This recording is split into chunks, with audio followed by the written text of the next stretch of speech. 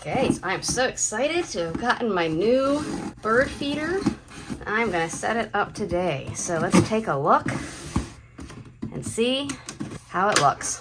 I'm hoping to use this for my Carolina Wrens. Oh wow, it's big. This is much bigger than I thought it would be. I'm gonna fill it up with mealworms.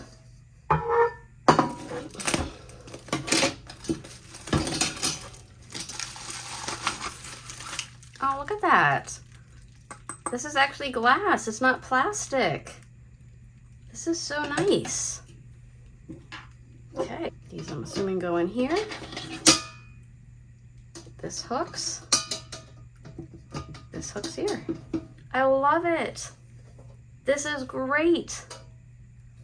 This is so much better than what I thought it was going to be. I am really impressed. Now let's go take it and put it outside.